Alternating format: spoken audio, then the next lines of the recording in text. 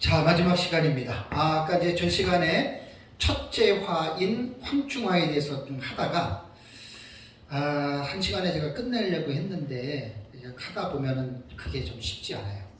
제가 그냥 간단하게 이렇게 강의하는 사람 같으면 그냥 끝내는데 이게 간단한 부분보다도 지금 제가 이제 강의하는 내용이 주회적인 성격을 띠고 있잖아요. 그러니까 주회적인 성격을 띠고 있기 때문에 한 절만 가지고도 20-30분씩 가요. 사실은 깊이 하면. 그러니까 성경을 그냥 설레설레 넘어가는 거하고 깊이 보는 거하고는 시간의 차이긴 한데 깊이 봐야 아무래도 더 자세하게 알 수가 있어요. 그래서 이제 오전에는 제가 5절까지 했죠. 그죠? 자, 이 황충화는요. 하나님의 그 아까 동사에서 에도세라고 하는 신적 수동태에서 우리가 볼 수 있듯이 이것이 하나님의 절대적인 주권에 의해서 이루어지는 것이라고 제가 말씀을 드렸습니다. 그러니까 여기도 5절을 보면은 그러나 그들을 죽이지는 못하게 하시고 5달 동안 괴롭게만 하게 하시는데 라고 이런 말을 했죠. 그죠? 그러니까 이 황충화는 하나님의 주권 속에서 일어나는 것이고 하나님의 허락 속에서 일어나는 화인데 가해자가 사탄이고 피해자가 성도라고 했습니다.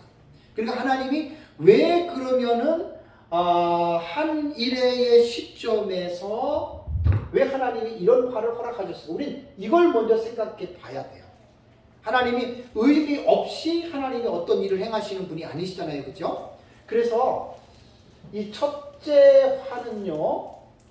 이 첫째 화는 대단히 우리 교회 입장에서는 대단히 중요한 사실 계시거든요. 첫째 화가. 황충이란 말이에요. 대단히 여러분 이거 지금 중요한 화예요. 여기서 저기 그림에 보면 나오잖아요. 황충화에서 여기서 이기는 자는 예비초고 그 다음에 진 자는 여자의 남은 자손으로 떨어지죠. 그죠? 그 도표를 잘 보세요. 예비초와 여자의 남은 자손 황충화에서 이기면 왜냐면 후 3년 반 자체는 대환란이거든요. 엄청난 환란입니다. 둘째 화인 유브라데 전쟁에서 인류 3분의 1이 죽어요. 인류 3분의 1이. 말도 못한 이 대환란 가운데에서 하나님은 환란 전에 교회에서 하나님이 하시는 일이 환란으로 떨어지느냐 예비초에서 보호를 받느냐 여기에서 시금석으로 하나님께서 하시는 테스트가 이게 황충화이기 때문에 황충화는 성도들을 실현하는 화예요. 이제 그 제 책을 이제 보시면은 이제 여러분들이 좀 알 수 있는데 다는 제가 이제 말씀드리지 못하고 5개월 동안 제한된 합니다. 하나님의 섭리에 의해서 5개월 동안만. 그러면 이 황충화는 언제 일어나느냐? 자, 제가 요한계시록을 해석할 때 가장 기본적인 게 뭐냐면 사건이 일어날 때는 그 사건이 언제 일어나느냐를 먼저 결정하라 그랬죠. 과거주의냐 역사주의냐 미래주의냐 이상주의냐 이걸 이해를 해야 됩니다. 그러니까 지금 저는 제가 몇 목사님한테 배워서 제가 정리해서 책을 쓰고 가르치는 것은 뭐냐면 그냥 마구잡이로 하는 게 아니에요. 분명하게 내가 이렇게 보는 것은 이 텍스트를 나는 이렇게 보고 사건은 이렇게 보고 이 이루어지는 어떤 그 문단의 어떤 그 단락의 구조는 난 이렇게 본다라고 하는 분명한 어떤 내 자신의 신학적인 입장이 난 딱 뒷받침이 돼 있어요. 그러니까 저는 자신 있게 하는 거예요. 자랑이 아니라. 그냥 뭐 이게 이럴 것도 같고 저럴 수도 있고 뭐 그렇게 저는 안 하잖아요. 그죠? 확실하게 하잖아요. 목사님들이 설교할 때 천국이 있을 것도 같고 없을 것도 같고 여러분 어떻게 생각하세요? 그냥 있는 것 같아요? 이러면 성도들이 그 설교를 어떻게 듣겠어요? 그러니까 확신이 있는 설교와 확신이 있는 강의는 듣는 사람들에게 확신을 줍니다. 근데 그 확신은 그냥 나오는 게 아니에요. 무식이 담대하다고 그냥 말도 안 되는 그런 확신이 아니라 제 책을 보면 알잖아요. 책을 보면. 네? 이 책 쓰는데 6년 걸렸다 그랬잖아요. 제가 6년 걸렸어요. 그러니까 마구잡이로 쓴 게 아니고 나름대로 뒷받침을 다 넣어서 지금 제가 지금 봐도 내가 이해가 안 될 정도에 이걸 내가 썼는지 솔직하게 안 믿어져요. 지금. 제가 쓴 거 맞아요. 제가 썼어요. 6년 걸렸어요. 그러니까 황충화는 첫째 화는요, 교회로 볼 때는 너무나 중요한 계시예요. 다 영적으로 잠자고 또 세상으로 빠져 있을 때 하나님은 두 증인을 통해서 회개하라고 깨울 때 반응은 누가 하는 거예요? 성도들 각 사람이 하는 거예요. 그 각자 책임이에요. 예비처 갈 수도 있고 여자의 남은 자손들은 후삼여반 대관란에 떨어지는 거예요. 그런데 계시록 13장을 보시면 여자의 남은 자손으로 대환란에 떨어진 사람들 가운데에 믿는 사람들 많이 죽습니다. 겁주려고 하는 게 아니라 많이 죽어요. 요한계시록 17장 13장을 보세요. 많이 죽입니다. 그래서 하나님은 성도들에게 마지막 때에 근신하여 깨어서 신부단장하고 예수님 재림할 때 부끄러움이 없는 삶을 살아가라고 계시록에 이 사실을 하나님이 집어넣어 준 거예요. 사역자들이 그걸 가르치라는 얘기예요. 성도들에게.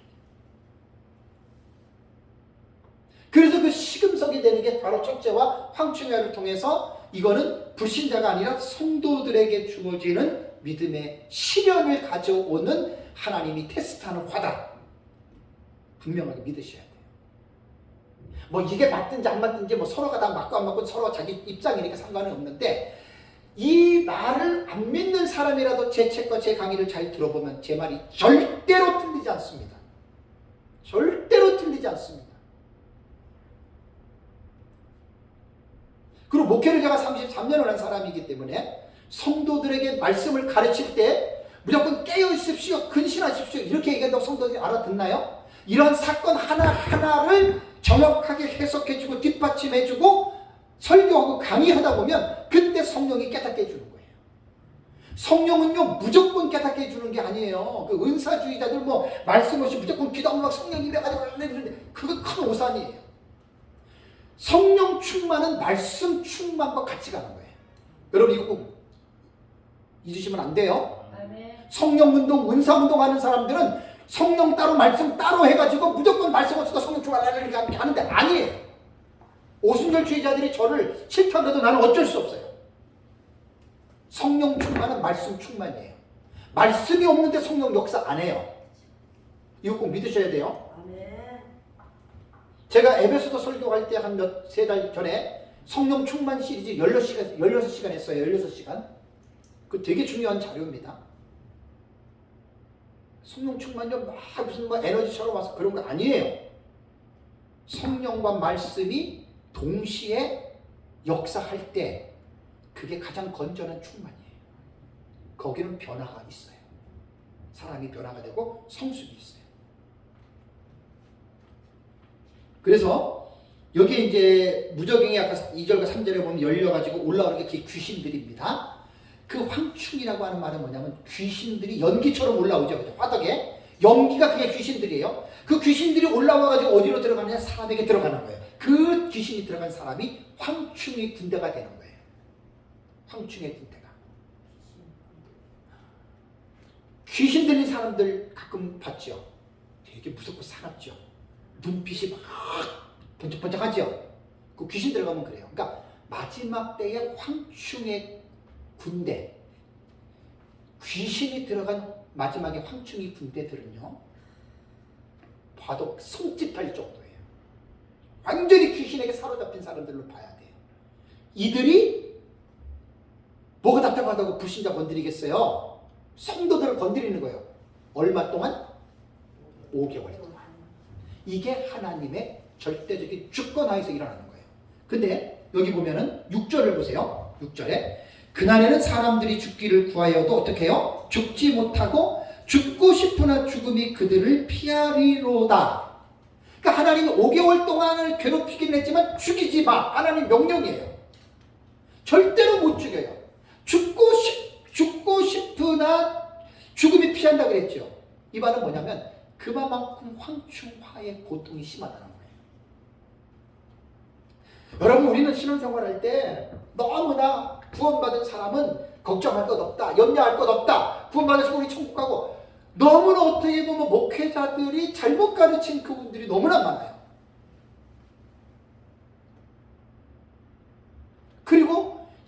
구원받은 우리가 어떻게 환난을 떨어질 수가 있느냐? 환난에 우리는 안 빠진다. 그러니까 세대주의자들 같은 경우는 환난 전 교회 휴거라고 하는 성경에도 없는 회개망치가 논리를 만들어 놓았고, 세대주의 빠진 사람 친구도 그렇게 믿고 있는 거예요. 절대 구원받은 우리는 환난 안 겪는다. 여러분 듣기에는 어때요? 너무 좋지요? 물어볼게요. 구약 성경과 신약 성경을 봐보세요. 구원받은 사람이 환난을 당해요? 안 당해요? 나라가 망해요? 안 망해요? 죽어요? 안 죽어요? 전염병으로 죽어요? 안 죽어요? 전쟁으로 죽어요? 안 죽어요? 구원받은 사람이 그렇게 하잖아요. 근데 왜 그래요? 뭐 때문에 전쟁에 치고, 뭐 때문에 죽고, 전염병에 걸려 죽어요? 뭐 때문에? 무엇 때문에?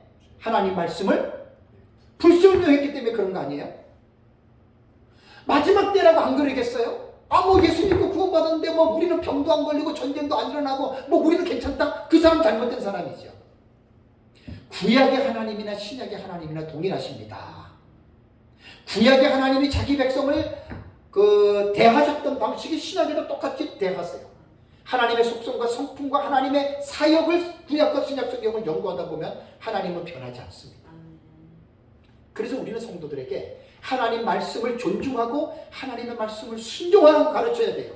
하나님의 말씀을 불순종하면 당신은 하나님으로부터 징계를 받습니다라고 정확하게 가르쳐야 됩니다. 목사가 뭐가 목사예요? 구약시대 선지자들이, 참된 선지자들이 뭐예요? 하나님이 전하라면 목에 칼이 들어와도 전했고 돌에 맞아도 전했잖아요. 거짓 선지자는 뭐예요? 저 사람이 이런 말하면 듣기 싫어하니까 듣기 좋은 말로 하고 자기 먹고 살려고 전한 것이 거짓 선지자잖아요. 오늘날 목사도 딱 두 가지 길로에 서 있어요. 내가 목회 33년 한 사람이니까요. 나는 성도들의 신경을 안 써요. 몇 명 없고 아예 목회는 뭐 그런 에너지를 투자 안 하니까. 근데 가만히 옆에서 목회하시는 분들 보면 참 안타까운 부분 너무나 많아요. 장로 뒤에 거슬리는 설교했다가 쫓겨나는 사람도 있고, 예? 그러니까 저 같은 경우에 이런 설교나 이런 강력한 설교는 이게 간이 바깥으로 나오지 않는 이상에는 못해요. 예? 그리고 뭐 후임자로 간다? 그냥 목사님 그냥 나가세요 그래요. 목사님의 설교를 그렇게 막 강하게 오래 합니까? 막 그럴 거예요. 나는 그런 데 신경 안 쓰잖아요. 나는 그런 사람이 아니라 성경을 연구하고 성경이 무엇을 말하느냐에 대해서 그걸 좀 가르치는 사람이에요. 이게 내 사명이에요.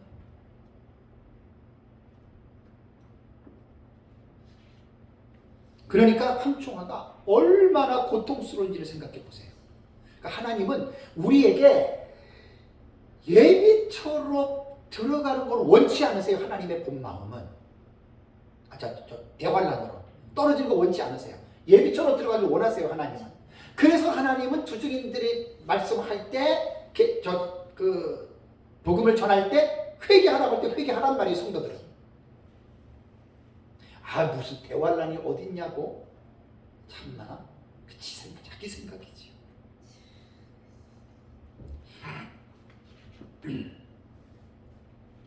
그래서 황충의 피해의 대상은 제가 전 시간에 말한 대로 불신자들 아닙니다. 불신자들이 될 수가 없습니다. 이것은 바로 성도들에 대한 부분이라고 하는 거 기억해요. 자, 469페이지 볼래요? 496페이지에 보면은 환난에 대한 이해를 먼저 하셔야 됩니다. 469페이지 보면 환난에 대한 이해, 이거는 되게 중요해요. 인류 종말의 시대에 교회가 환난을 당하느냐에 대한 문제는 종말론을 연구하는 학자들에게서도 매우 중요한 관심사입니다. 교회가 언제 환난을 겪을 것인가, 또 환난의 강도는 어떠한가, 환난 가운데 하나님께서 보호해 주시는가, 아니면 성도가 환난 가운데 떨어질 것인가에 대해서 갑론을박이 많이 일어났지요. 특히 인류 종말에 일어날 환난의 유무에 관련해서 휴거설까지 드러나게 된 거예요. 환난 때문에. 이 환난을 어떻게 할까, 이것 때문에 휴거설이 만들어졌는데 대충 6가지 정도의 휴거설이 있습니다. 첫 번째는 환난 전 휴거설입니다. 이 말은 뭐냐면 세대주의 아주 만든 교리인데, 교회는 환난을 당하지 않는다.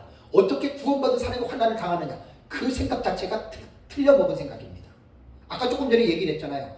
아브라함의 자손들이 환난 안 당했습니까? 아니, 성도들이 환난을 안 당합니까? 잘못하고 환난 당해야죠. 그죠? 근데 무슨 환란 전에 휴거라는 말이 이게 인간이 만들어 놓은 논리란 말이에요. 환란 전 휴거설이 세대주의가 성경에 없어요. 그런 말이. 두 번째는 환란 후 휴거설입니다. 환란이 마친 다음에 휴거한다. 우리 이거 믿는 거예요.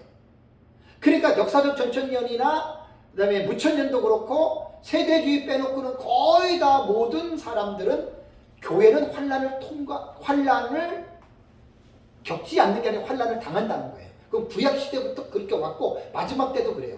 환란을 당합니다. 우리가 환란을 당할 수밖에. 왜냐하면 시대적인 상황 때문에 환란을 당할 수밖에 없어요. 그래서 여기 환란 후 휴거설은 우리가 이제 대체 환란 통과설이라고 우리는 환란을 통과한다라고 보는 거고, 세 번째는 뭐냐면 환란 중 휴거설이 있어요.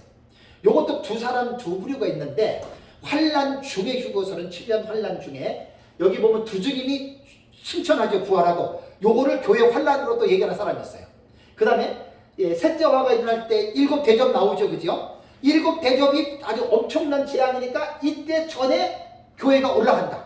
환란 중 휴거설이 두 가지 내가 어떤 사람 보고 내가 알았거든요. 근데 저건 말도 안 되는 거야. 이거 다 똑같은 말이에요. 똑같은 것들. 다음에 네 번째가 뭐냐? 부분 휴거설입니다. 부분적으로 하나님이 휴거대사를 휴거시킨다. 이런 말이고, 다섯 번째는 진행적 휴거설. 이것도 뭐 부분적이지만 계속해서 중간에 이제 휴거가 된다 그러고, 여섯 번째는 뭐냐? 무휴거설. 휴거가 어딨어? 없어. 이것도 웃긴 사람들이에요. 무천년주의자들이 대부분 무휴거설을 얘기를 하거든요. 성경을 보세요. 왜 휴거가 왜 없어요? 공중으로 올라가는 게. 마태복음 24장에 나팔 불 때 천사들이 하늘에 계시던 땅 끝까지 택한 자를 어떻게 한다고 그랬어요? 공중으로 끌어올린다 그랬죠. 그게 휴거지요. 끌 숫자에다 들릴 거잖아요. 왜 휴거가 왜 없어요? 무식한 무천년주의자들은 휴거가 없대. 참말로. 정말 무식한 해답이 없어요. 성경에 있잖아요. 마태복음 24장에 공중으로 휴거라는 말이 공중으로 올라가는 거예요. 끌어올려가는 거예요, 사람이. 우리는 한일회가 끝나고 일곱 번째 대접으로 지구가 멸망하기 전에 하나님께서 저기 보면 예비처에 있는 사람들, 여자 남은 자손들, 유대인의 남은 자손들 중에 살아있는 자들이 그들이 휴거가 써 있잖아요. 성경적이잖아요. 그래서 공중에 올라가서 유리바닷가에 올라가 있잖아요. 유리바닷가에서 지구 멸망하고 불타고 재단장하고 75일 만에 천년하고 내려오잖아요. 도표 보면. 이거 처음에 듣는 사람은 먼밍? 그래요. 먼밍. 먼밍이 뭔지 알아요? 먼밍? 뭔 소리요? 먼밍 그러죠, 아이들이. 그러니까 정말로는 한두 번 들어서 이해 못해요. 공부 많이 하셔야 돼요. 제 책은 이거 1년 공부한다고 배운 게 아니에요. 많이 배워야 돼요, 이거. 그래서 우리는 환란을 겪어야 된다라고 하는 통과서를 우리는 믿어요. 환란을 우리 성도들도 겪고, 그러나서 이제 예수님 재림하신 이후에 재림할 때 그때 마태복음 24장 말씀처럼 천사들이 하늘 이끝에서 땅 끝까지 택한 자들을 공중으로 모으리라. 그 데살로니가전서 4장 한번 볼까요? 데살로니가전서 4장에 왜 휴거가 왜 없어요? 난 참 정말 이해할 수 없는 사람들이 너무나 많아. 아무리 종말론적인 신학이 다르다고 해서 무천년주의자들이 막 휴거 없다라고 말을 하면 이건 진짜 성경을 아는 사람. 다 데살로니가전서 4장 17절 보세요. 17절. 자, 데살로니가전서 4장 17절을 보면 그 후에 16절에 주께서 오령과 천사장의 소리와 하나님의 나팔 소리로 치니 하늘로부터 재림하는 거예요. 그리스도 안에서 죽은 자들이 먼저 일어나고 그 후에 뭐라고요? 우리 살아남은 자들도 그들과 함께 어떻게 됩니까? 구름 속으로 어떻게 해요? 끌어올려. 이게 휴거예요. 끌어올리는 게. 들것자에다 끌 줄자에다 들릴 거. 휴거가 다른 거예요. 세대주의가 이거 휴거를 갖다가 회개망측하게 얘기를 해가지고 그 사람들이 다된밥에 재 뿌리는 거예요. 세대주의자들이. 어디 교회가 환란 전에 휴거되는 말이 계시록 4장 1절에 요한이 이리로 올라오라고 요한이 올라간 거죠. 어떻게 교회가 올라갑니까? 그 뭣도 모르고 그냥 다비가 얘기했다고 해가지고 그걸 지금까지 믿고 가잖아요. 그 성경 해석이 아니에요. 그건 잘못된 거예요. 데살로니가전서 4장 17절도 이거 설명하려면 시간 많이 걸려요. 그냥 넘어갈게요. 휴거는 성경에 있습니다. 그러나 세대주의자들이 말한 환란전 휴거는 없다는 거지. 그러나 휴거는 성경에 있잖아요. 마태복음하고 데살로니가서 4장 17절하고. 다시 이제 황충하 본문으로 돌아오겠습니다. 자, 5절과 6절을 보면은 여기 보면 이제 그 말이 나오잖아요. 예, 472페이지입니다. 제 책 472페이지를 보면은 성도들을 죽이지 못하게 하시고 다만 괴롭게 한다는 말이 있죠. 그죠? 괴롭게 한다. 여기에 괴롭게 한다라는 말이 나와요. 아, 요거 아까 제가 그거를 중요한 걸 이걸 말씀 안 드렸네. 자, 무적행에서 귀신 올라오죠.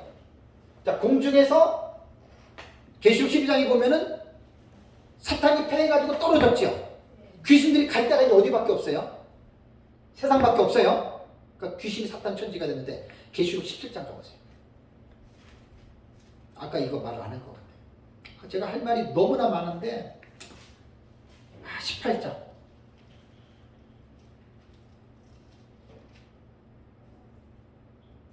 18장 2절을 보세요.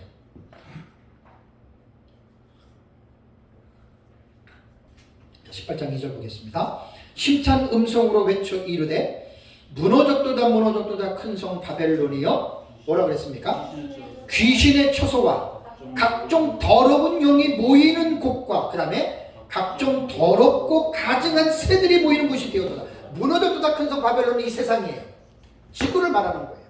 우리가 살고 있는 이 세상에 귀신의 처소와 각종 더러운 영이 모이는 곳과 각종 더럽고 가증한 새들이 모이는 곳이, 이걸 말하는 거예요. 지금 황충하를 통해서 무적행의 열쇠를 가지고 사탄이 열으니까 귀신이 올라왔고, 계시록 12장에 공중에서 사탄이 미가엘에게 패해가지고 떨어졌고, 그런데 이 세상이 어떻게 됐어요? 귀신의 처소가 됐거든요. 각종 더러운 영이 모이고 각종 더럽고 가증한 새들이 모이는 귀신 천하가 됐잖아요. 요거 제가 아까 얘기를 안 했어요. 계시록을 잘 보세요. 끔찍합니다. 끔찍합니다. 자, 다시 8장을 보세요. 여기서 하나 중요한 단어 하나 제가 설명하려고 해요. 괴롭게 하다라는 말이 나오죠. 괴롭게만 하다. 괴롭게만 한다, 그런 말이 있어요. 괴롭게만 한다라고 하는 말이 뭐냐면 요게 바사니 사테수온타이예요. 이게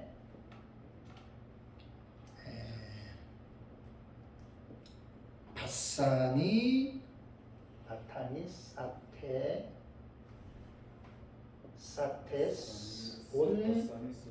사테니 온타이예요.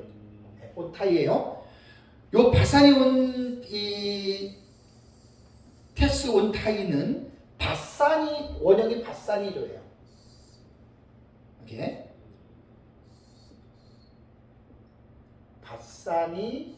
바사니조예요. 바사니조. 원형이 이 바사니, 예, 요 아이가 있어요. 예. 바사니조라고 하는 이 단어인데, 이 단어가 472페이지 보세요. 472페이지에 보면은 이 바사니 사테수온타이는 직설법인데 미래 수동 3인 복수입니다. 수동됩니다. 이 직설법 미래예요. 그러니까 앞으로 이런 일이 일어날 것이다. 미래형이니까. 이게 고전 헬라어에 사용된 본문을 보면 이 원형인 바사니조는요, 바사노스에서 유래가 됐는데 본래의 의미가 참 의미심장해요. 시금석으로 시험하는 거예요. 이게 괴롭게만 한다는 말이, 원래 이 단어가 바사니조가 시험하다. 왜 금속을 시험할 때, 왜 나 뭐 금속을 다 공부를 안 했지만 뭐 이렇게 진짜인지 아닌지 할 때 금속으로 이렇게 하는 거 있잖아요. 그런 뜻으로 사용이 됐고, 또 그것에 마찰을 하다라는 거예요. 금속을. 그 다음에 또 하나는 진짜임을 뭐 하다? 시험하다예요. 와, 제가 원어 사전 들어서 너무나 깜짝 놀랐어요. 암흑 속에 또 빛을 본 거예요. 왜? 우리는 황충하의 피해자를 성도로 보죠. 그래서 성도를 실현하는 분명히 이 화라고 봤죠. 그죠? 원문 속에 이 의미가 있잖아요. 동사 속에.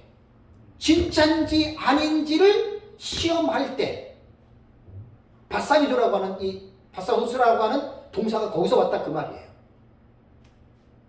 그리고 이것은 법정에서 사실을 알기 위하여 고문을 사용하다. 이런 뜻이에요. 고문하다. 사실이냐 아니냐 입 벌려 말해 이거예요. 그러니까 여기에서 황충하의 놀라운 의미는 뭐냐면 하나님이 5개월 동안만 허락했죠. 죽이지 못하겠죠. 괴롭게만 하라 그랬죠. 괴롭게 하는 목적이 뭐예요?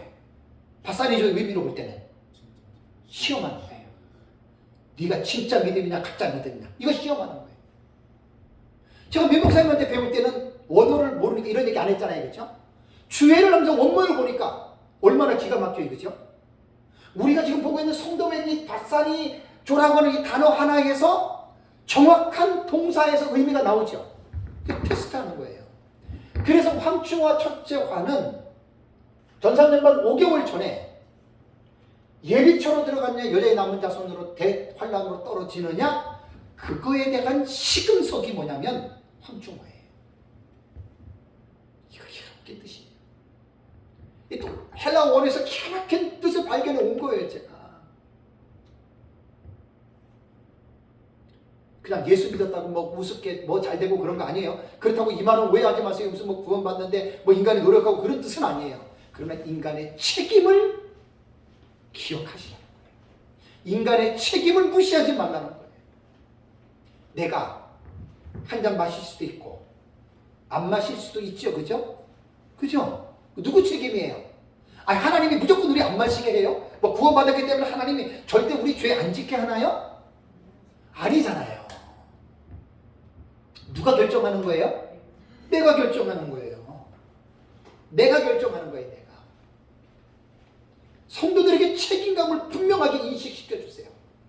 자기 잘못해놓고 뭐 하나님의 뜻이니 뭐 하나님이 이렇게 했다느니 그 좀 하나님 망령되어 있는 사람들입니다. 정직하게 내가 잘못한 거예요. 내가 잘못 판단한 거예요. 그 하나님이 용서를 해주시고 하나님 기뻐 나가시지. 그걸 갖다 하나님에게 덤탱이를 씌워서 뭐 하나님의 주권이었느니 뭐 하나님의 뜻이었느니 말도 안 되는 소리를 하는 거예요. 그렇게 하면 안 됩니다. 그러니까 바사리조라고 하는 말은 시금석으로 시험하는 거예요. 우리가 보는 해석에 너무 이 동사의 의미가 너무나 기가 막히지 않아요? 진짜냐 가짜냐? 응? 사실 여러분 우리 목회라는 게요 뭐예요? 성도들에게 여러분들 세상에서 믿음 잃지 말고 세상 사랑하지 말고 죄에 빠지지 말고 어떤 일이 있더라도 하나님의 말씀에 순종하면서 목에 칼이 들어와도 순교적 각오를 가지고 신앙생활 하라고 우리 가르치죠. 그죠? 우리 그렇게 가르치잖아요.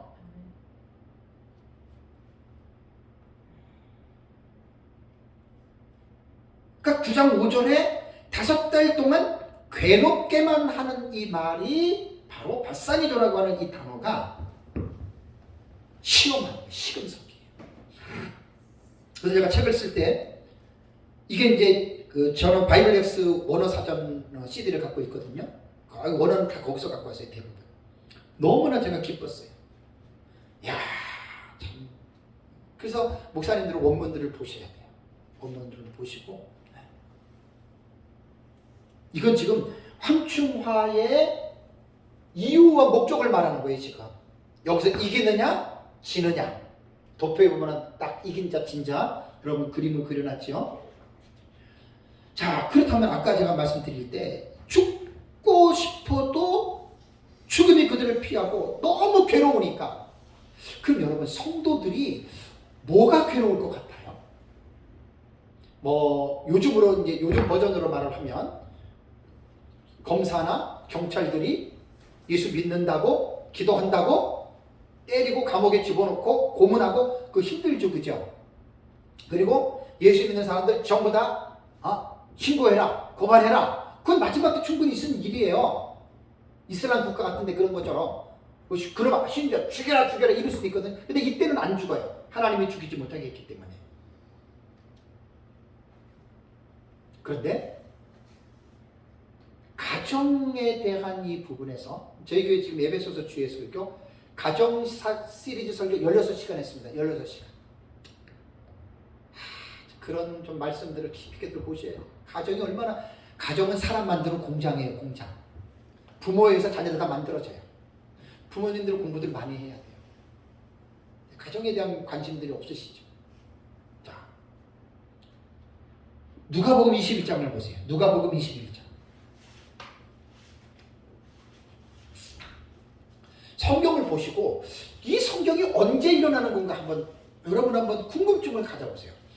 누가복음 21장 16절과 18절 보겠습니다. 16절과 18절. 심지어 부모와 형제와 친척과 벗이 뭐라 그랬습니까? 너희를 넘겨주어 너희 중에 며칠 죽이게 하겠고 또 너희가 내 이름으로 말미암아 모든 사람에게 미움을 받을 것이나 너희 머리털 하나도 상하지 아니하리라. 그 다음에 마가복음 13장을 볼까요? 같은 본문의 내용인데 병행 본문인데 마가복음 13장 12절 13절 형제가 형제를 아버지가 자식을 죽는 데에 내주며 자식들이 부모를 대적하여 죽게 하리라. 또 너희가 내 이름으로 말미암아 모든 사람에게 미움을 받을 것이나 끝까지 견디는 자는 구원을 받으리라. 이게 무슨 뜻이에요? 이 세상에서 가장 아름답고 가장 가까운 가정이라고 하는 공동체 안에서 무엇 때문에 아비가 자식을 죽이는 데 내어주고 무엇 때문에 이런 가정 안에 큰 불상사가 일어나죠? 이유가 뭐죠? 뭐 때문에? 내 이름 때문에. 예수님 때문이에요. 물론 이러한 사건은 지금 역사를 통해서 보면 과거에나 언제나 국제적으로 이런 것이 일어날 수 있어요. 그죠? 뭐 사회주의 국가라든가 이슬람 국가 같은 경우에서는 뭐 고발해가지고 아버지가 자식이 아버지를 아들을 죽이는 경우가 있었지만 저는 예수님의 이 본문은요, 여러분 어떤 시대에 어떤 특성상 그 지역에서만 일어나는 그 해석보다는 제가 종말론을 연구하기 때문에 이게 첫째화인 황충화에서 나는 이 상황이 전 세계적으로 재현된다고 보는 사람입니다. 저는. 어떻게 생각하세요? 이 해석을. 전혀 무리한 해석 아니에요. 그죠? 그러니까 사실 내가 그렇게 길러서 엄마가 나가지고 고통 가운데 그렇게 자식을 길러놨는데 신앙 문제 때문에 이놈의 자식이 부모를 경찰서에 고발했어요. 그 부모가 잡혀갔어요. 잡혀가서 고통을 받는다는 것보다도 부모로서는 뭐가 마음이 제일 괴롭냐면 배신감이잖아요. 내가 너를 낳아가지고 어떻게 길렀는데 너가 나한테 이렇게 할 수 있어? 그렇게 고통이 심하면 죽고 싶잖아요. 그죠? 내가 자식을 잘못 키워놨지? 그런 의미예요. 그런 의미. 그래서 다시 황충하 본문 9장으로 돌아오시면 그날에는 사람이 죽기를 구하여도 죽지 못하고 죽고 싶으나 죽음이 피한다라고 하는 말은 하나님의 주권 속에서 못 죽이게 한 거고, 죽기를 구하여도 죽지 못하는 말은 이 고통이 너무나 심해서 외적인 고통도 있지만 이러한 가정사 안에서 이루어지는 일들로 인해서 내가 부모님이 날 낳아서 부모님을 그렇게 내가 공경하고 살았는데 자기는 크리스찬인데 믿지 않는 부모가 자식을 고발해가지고 자식이 황충하에 끌려갔다 이렇게 생각해 보세요. 그럼 자식의 마음이 어떻겠어요?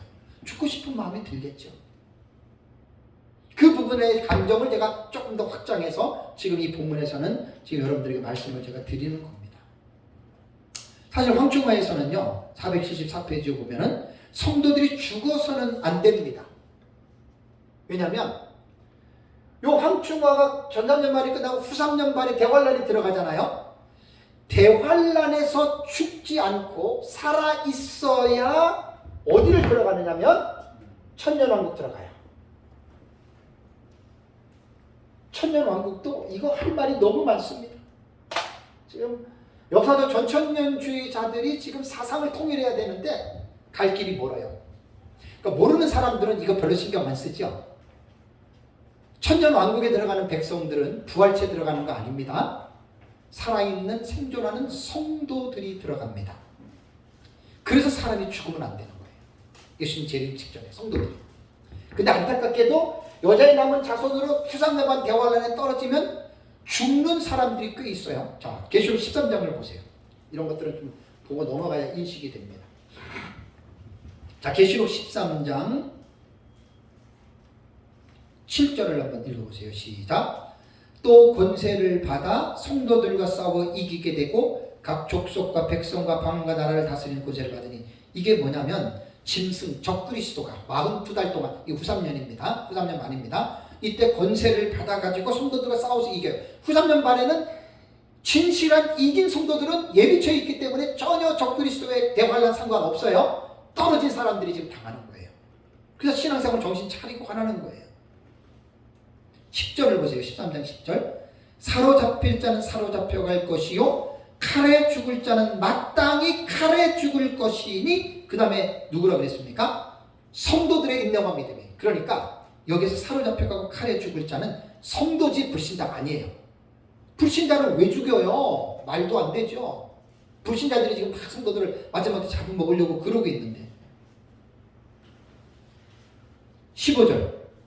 그가 권세를 받아 그 짐승의 우상에게 생기를 주어 그 짐승의 우상으로 말하게 하고 또 짐승의 우상에게 경배하지 아니하는 자는 뭐라 그랬습니까?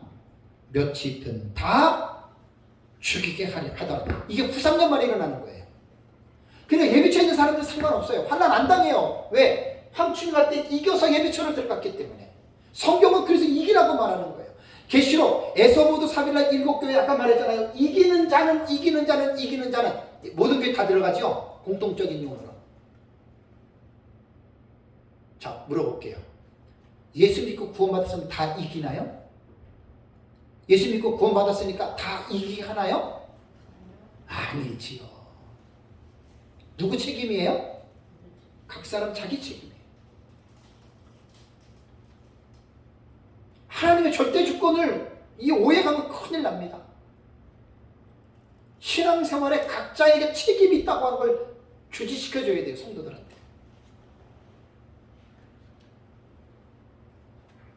자식들이 무조건 잘 되나요?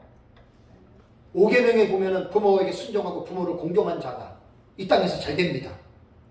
그게 하나님의 약속에 있는 첫 계명입니다. 불순종하면 잘 안 됩니다. 그게 성경이 말하는 거잖아요.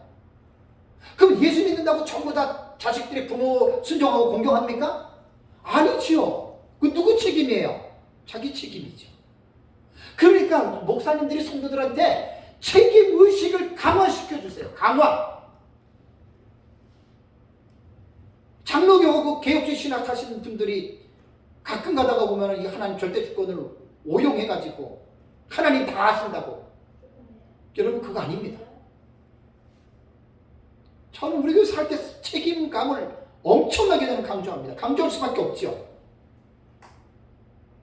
구원에 대해서는 인간의 책임이 전혀 없어요. 구원에 대해서는. 구원 문제를 말하는 게 아니에요. 구원받은 애프터의 삶이에요. 그래서 우리 인간의 힘으로 안 되잖아요. 그래서 보혜사 성령을 구하라고 한 거예요. 그래서 기도해서 성령의 능력을 받으면 그 성령의 능력으로 우리가 못하지만 할 수 있잖아요. 그 책임이란 말이에요. 성령을 구하는 것도 인간의 책임이에요. 그걸 가르쳐야 돼요. 내가 뭘 한다는 게 아니라 내가 부족하니까 성령을 구하는 거 인간의 책임이에요. 그래서 구하는 자에게 성령을 주시지 않겠느냐 그랬잖아요. 제가 성령 충만 시리즈 16시간 설교할 때 들어보신 분들은 알겠지만 목사님 성령 충만 그건 죽을 때까지 해야 됩니다. 현재 수동태 명령형입니다. 알라 플레리시스의 엔푸뇨마티. 오직 성령 안에서 성령에 의하여 충만해져라. 그게 현재 수동태예요. 현재형이에요. 현재형. 항상 충만해져야 돼요. 수동태예요.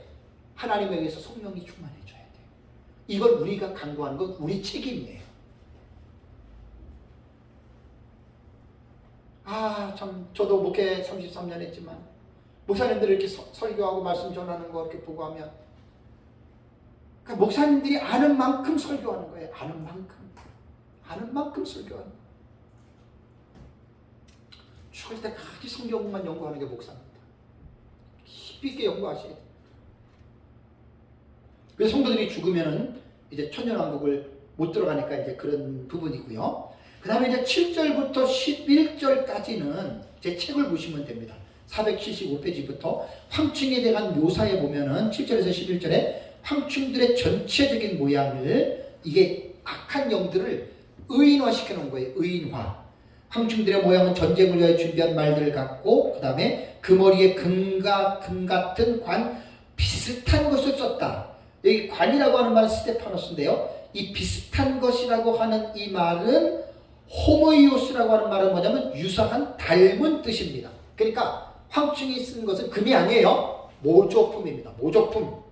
가짜 흉내를 내는 겁니다. 그 다음에 7절에도 보면 그 얼굴은 사람의 얼굴 같고 그 다음에 또 여자의 머리털 같은 머리털이 있고 그 다음에 8절에 보면 그 이는 사자의 이빨 같으며 9절에 보면 또 철 호신경 같은 호신경이 있고 그 다음에 9절에 그 날개들의 소리는 병거와 많은 말들이 전장으로 달려가는 소리 같으며 그 다음에 10절에도 또 정갈과 같은 꼬리와 쏘는 살이 있어 그 꼬리에는 5달 동안 사람들을 해하는 권세가 있더라라는 말이 있습니다. 그러니까 이런 것들을 보면은 악한 영들을 의인화시켜서 말을 한 거예요. 귀신이 머리가 있고 이빨이 있다는 말이 아닙니다. 의인화를 시켜서 악한 영을 이렇게 묘사했다. 이건 이제 책에 있는 주해를 잘 여러분들이 이제 읽어보시면 되겠습니다. 이 황충화는 전 3년반이 끝나기 전에 5개월이기 때문에 상당히 지금 중요한 그러한 여러분 지금 위치에 있다는 걸 꼭 알아야 돼요. 언제이지만 우리 시대에 이때가 오거든요.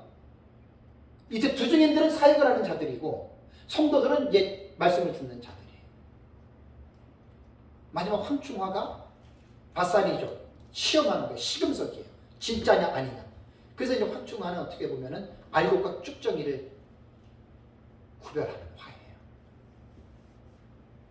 우리가 너무나 신앙생활에 있어서 신앙생활을 너무나 안일하게 그냥 구원받았으면 이제는 됐다. 구원받았으면 끝났다. 그래서 성경을 정말 잘못 보는 사람이에요. 정말 그 사람은 성경을 잘못 보는 사람. 구원받은 사람은요 절대로 만족하고 가만히 앉아있는 사람이 아닙니다.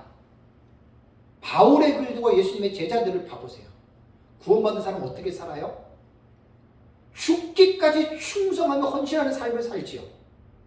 그 구원받은 사람은 그렇게 살아야 돼요. 근신하고 깨어있고 죄와 싸워서 이기고. 너무나 이 성경에 대한 무지함 때문에 마치 한번 구원받았으면 됐다는 것처럼 성도들을 가르쳐 나가지고 그건 잘못된 신앙이에요. 이렇게 살아도 저렇게 살아도 난 구원받았으니까 뭐 나는 괜찮다. 어디 성경에 그런 말이 나와요? 네?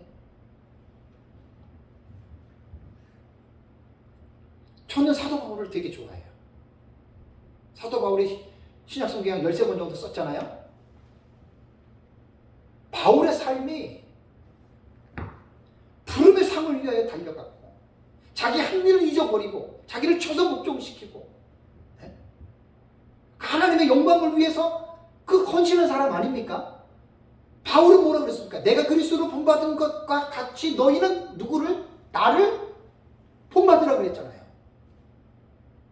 그런데 성도들이 교회 모아서 예배만 드리고 헌금만 내고 간다고 그 성도가 성도로서의 일을 다 한 게 아니에요. 가정에서 빛과 소금이며 가정에서 제가 이번 주 가정 사역실을 16시간 했지만 여러분 정말 엮이는 가정 많습니다. 가정 안에서부터 모든 문제들이 해결이 다 거기서 시작된 거고 거기서 풀 수가 있는 거예요. 가정에서부터 믿는 자로서의 그 하나님의 말씀에 순종하는 삶을 살아가면서 우르시누스에도 보면은 뭐 대요의 문답이라든가 하이델베르 우르시누스 거기도 보고 그다음에 이제 웨스민 신앙 고백서에 보면 제가 5계명을 설교할 때 내 부모를 주 안에서 순종하라 그랬죠. 그죠? 부모를 공경하라 그랬잖아요. 근데 5계명에 기록된 부모는 육신의 부모만 말하는 게 아닙니다. 육신의 부모와 같은 자들이 그 본문 속에는 함의되어져 있어요. 숨겨 있어요. 근데 성경을 깊이 못 보는 사람들은 육신의 부모만 강조하는데 신앙 고백서와 교리 문답서에 오래전에 신앙의 선진들이 정리하는 것을 보면은 육신의 부모만 말하는 게 아니에요. 교회의 지도자들과 사회의 지도자들에게도 부모와 똑같이 그들을 순종하고 그들을 공경해라. 이게 오교명에 담겨 있는 거예요. 제가 가정에 보면 6장 1절에서 한다면 2주 전에 설교한 내용에 보면 그 내용이 나옵니다.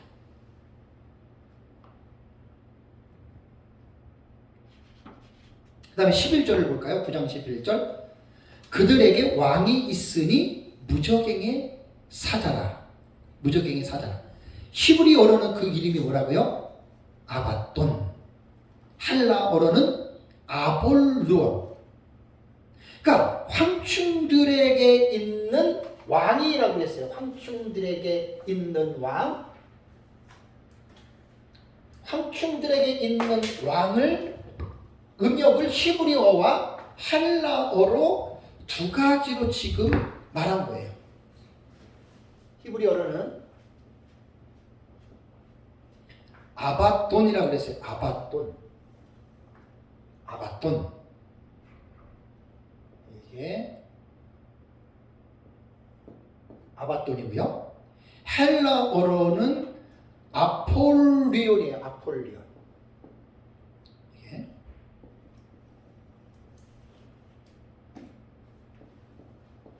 아폴리온이에요. 헬라어는 아폴리온이에요. 이렇게 에센트가 들어가고. 네. 그러니까 아바돈이나 아폴리온이나 똑같은 대상인데 언어가 다른 거예요.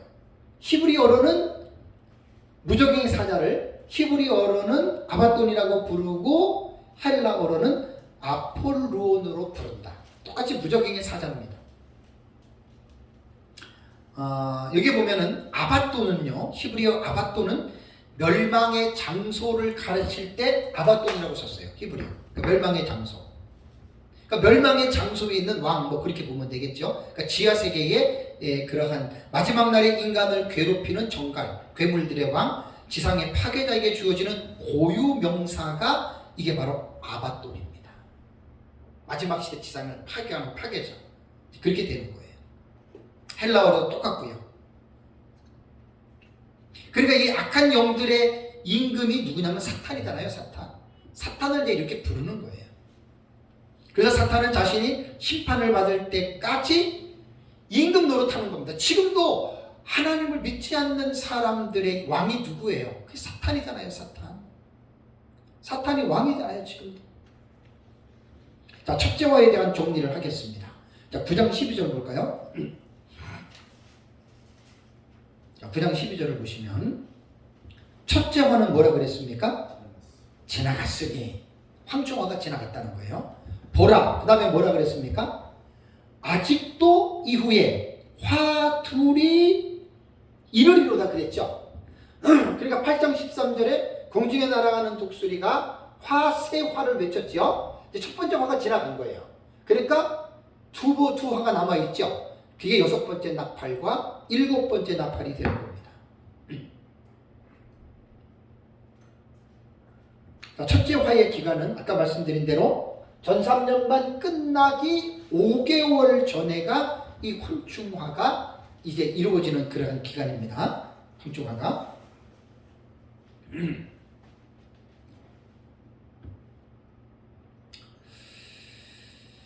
그러면은 여기서 이제 계시록 12장 13절을 한번 보세요. 계시록 12장 13절과 14절. 참 이러한 것들을 찾아낸다는 게 되게 어려운 거예요. 이제 민목사님한테 배웠다 그랬으니까 제가 이걸 잡아내는 거예요. 자, 황충화는 계시록 9장 1절에서 11절까지 나오는데 황충화에 대한 내용이 계시록 안에 없겠느냐? 있어요. 13절과 14절 볼까요? 시작. 용이 자기가 땅으로 내쫓긴 것을 보고 그 다음에 남자를 낳은 여자를 박해하는지라. 이 13절이 황충화를 얘기를 하는 거예요. 왜냐하면 아까 12장 7절에서 9절까지 보면은 공중에서 전쟁이 일어났죠. 그죠? 미가엘과 사탄의 전쟁에서 사탄이 패했죠. 저 도표를 보세요. 도표를 보면은 미가엘과 용의 전쟁에서 하늘색에서 밑으로 쭉 화살표가 돼 있고 무적의 그림이 있죠, 그죠? 저 무적의 그림이 환충이와 바로 옆으로 가야 되는데 그림상 그냥 그림은 붙여놨기 때문에 같이 보시면 돼요. 도표 설명할 때 그렇게 얘기해 주면 돼요. 그러니까 떨어져 가지고 13절에 용이 자기가 땅으로 내쫓은 것을 보고 쫓겨났어요. 그리고 나서 남자를 낳은 여자예요. 그럼 이게 모르는 사람들은 남자를 낳은 여자가 뭐지 하잖아요. 자, 12장이 뭐죠? 해로 옷 입은 여자 나오죠? 해로 옷 입은 여자가 교회예요, 교회. 이 해로 옷 입은 여자가 아들을 낳지요? 아들을 낳는데 이 아들을 낳은 아들이 사역자 주중인이에요. 곧 뭐냐면 올바르게 말씀 안에 서 있는 초대 교회가 낳는 사람이 누구냐? 그게 주중인들이에요. 마지막 때. 여러분 오해하지 마세요. 교회라고 다 교회인 줄 아십니까? 교회라고 다 교회 아니에요. 목사라고 다 목사 아니에요. 성도라고 다 성도 아니에요. 잘못된 사람들도 많아요. 계시록 12장의 해로 옷 입은 여자는 초대교회입니다. 참된 교회. 성령이 임재하고 성령이 운행하는 말씀 안에 서 있는 교회를 계시록에서는 초대교회라고 하는 거예요.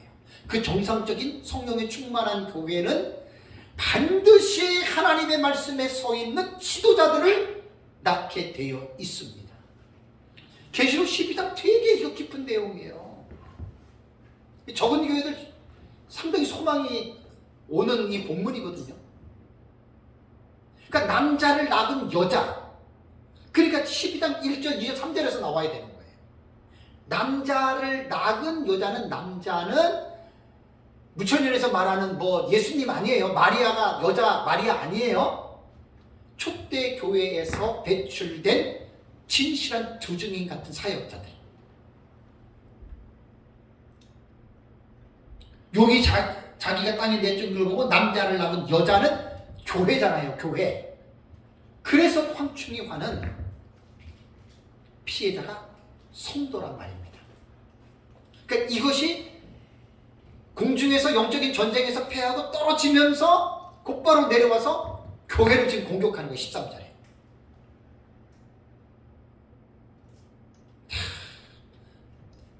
민 목사님이 이런 것들을 찾아낸 거 보면 좀 대단한 거예요. 제가 그거를 저는 정리를 한 사람이기 때문에 제가 이거를 지금 하는 거예요. 보통 황충과 본문에서 이거 절대 못 끌어옵니다. 지금 이 말을 절대 못 끌어와요. 이거 다 저는 계시록 안에서 전부 다 이렇게 연결되잖아요. 그래서 12장 13절이 용이 자기가 땅으로 내쫓은 것을 보고 남자를 낳은 여자를 박해하는지라. 이게 바로 황충하라는 대한 말입니다. 여기서 이제 다시 이제 우리가 9장으로 돌아가 가지고 첫째와 황충하로 돌아가면 여기서 이제 5개월 동안 허락한 대로 핍박을 하고 괴롭게는 하지만 죽이지는 못하게 된다라고 하는 말입니다. 그 다음에 이제 이후에 화가 둘이 임한다라고 하는 말이 뭐냐면 이것이 바로 이제 둘째 화와 셋째 화가 되는 것입니다. 오늘 제가 둘째 화까지 마치려고 했는데 둘째 화는 다음 달에 할게요. 둘째 화는 약간 예고편으로 말씀을 드립니다. 둘째 화는 정말 전무후무한 그런 전쟁이에요. 480부터 나와요. 둘째 화가 480부터 둘째 화가 나오는데 둘째 화를 제가 설명을 하고 종말에 나타나는 전쟁은 아까 제 책 119페이지에서 128페이지 인류 종말에 5가지 전쟁이 있잖아요. 그건 제가 유브라데 전쟁할 때 할게요. 오늘 제가 6째 유브라데까지 하려고 하다가 시간이 아무래도 빨리는 끝나면 할 수는 있어요. 빨리는 끝나면 할 수는 있는데 제가 이제 목회자들 사역을 14년 동안 제가 하잖아요. 14년. 목사님들은 뭘 고쳐야 되냐면 빨리빨리를 원해요. 빨리 배우고 간단하게 배우기를 원하거든요. 그런데 문제가 뭔지 아세요? 짧게 배운 지식은 그것밖에 몰라요. 그것밖에 몰라요. 조금 시간이 걸려도 계속 반복하고 오랫동안 배우잖아요. 그만큼 내 안에 지식의 범주가 넓어지는 거예요. 지식의 범주.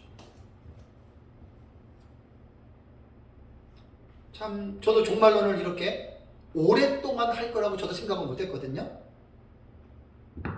정말 종말론은 무궁무진해요. 무궁무진해요. 진짜 무궁무진.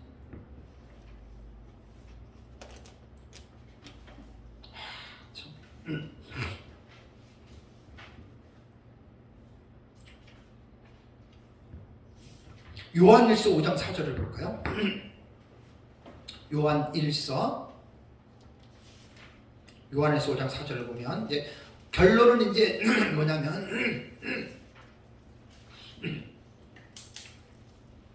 요한일서 5장 4절이에요. 황충화에 대해서 교회는 어떻게 황충화를 우리는 맞아야 되느냐, 이런 것들이 중요하잖아요.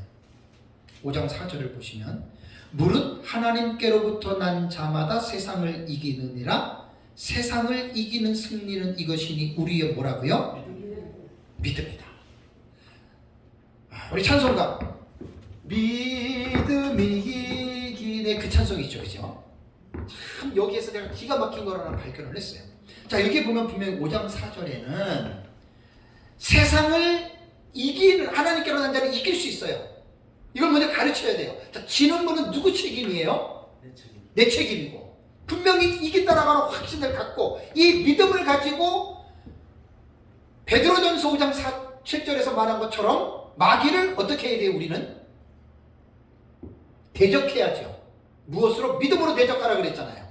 그러니까 이 약속을 붙잡고 승리의 확신을 가지고 믿음으로 이긴다, 그 말이에요. 이걸 우리는 성도들에게 가르쳐 줘야 돼요.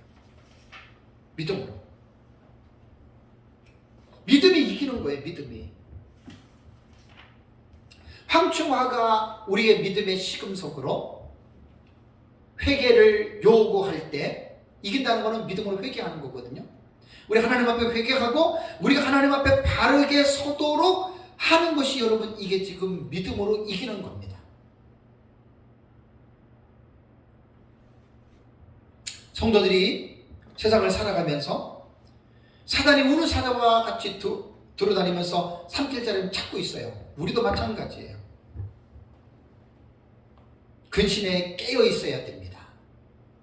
그리고 마귀는 대적할 때 베드로전서 5장을 보세요. 베드로전서 5장. 성경대로 해야 돼서.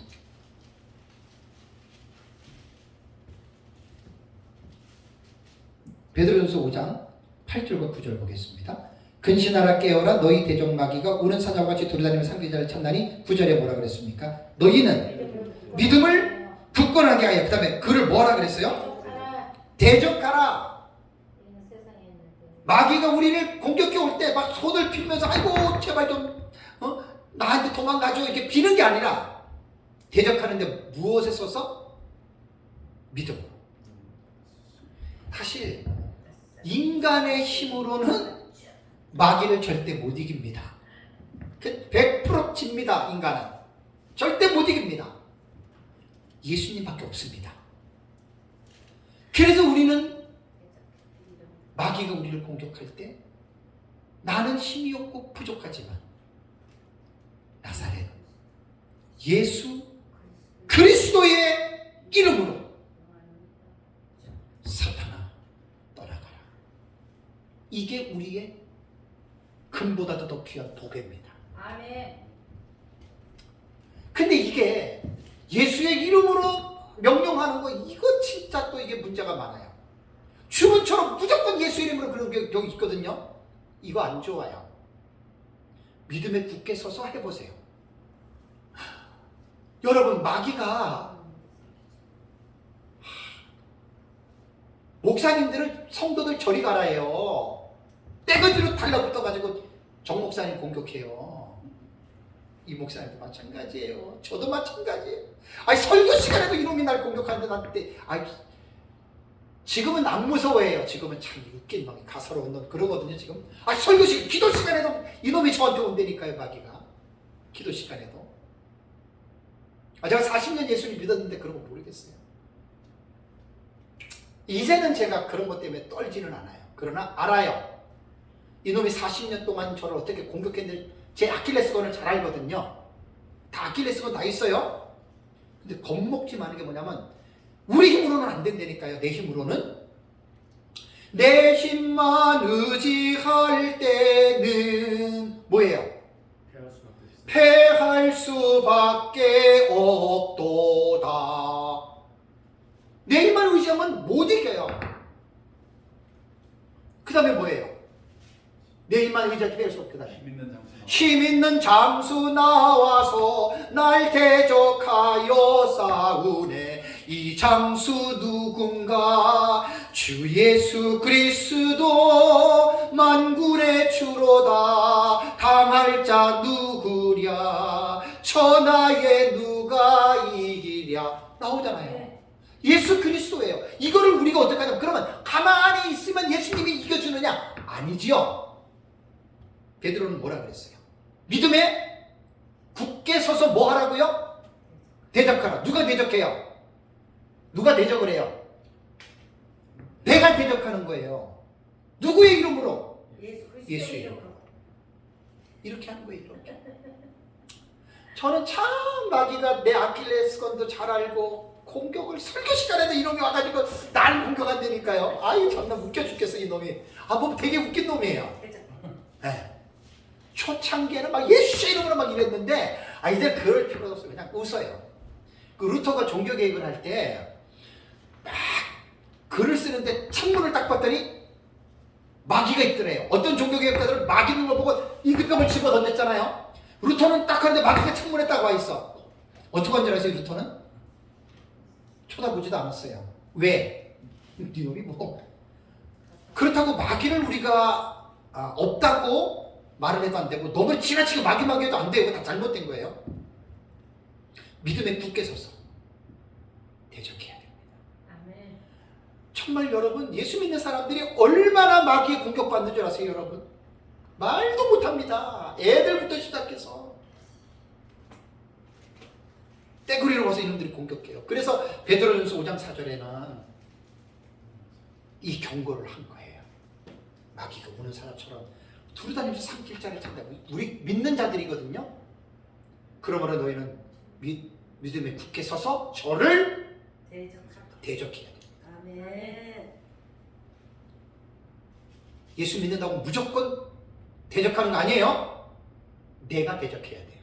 예수의 이름으로. 그 주 믿는 사람 일어나 찬송 한번 볼까요? 몇 장이죠? 357장 보세요. 350, 요거 한번 마칠게요. 357장. 지금 이겨야 돼요. 결론으로 황중화의 결론은 뭐냐? 이 화를, 이 시험을 이겨야 돼요? 져야 돼요? 이겨야 돼요. 이겨야 돼요. 근데 357장. 제가 종말론을 모르면 이 찬송을 모르는데 종말론 깨닫고 옛날에 이거 발견해낸 거예요. 주 믿는 사람이 일어나 다짐을 합하여 이 세상 모든 마귀를 다 쳐서 멸하세요. 그죠?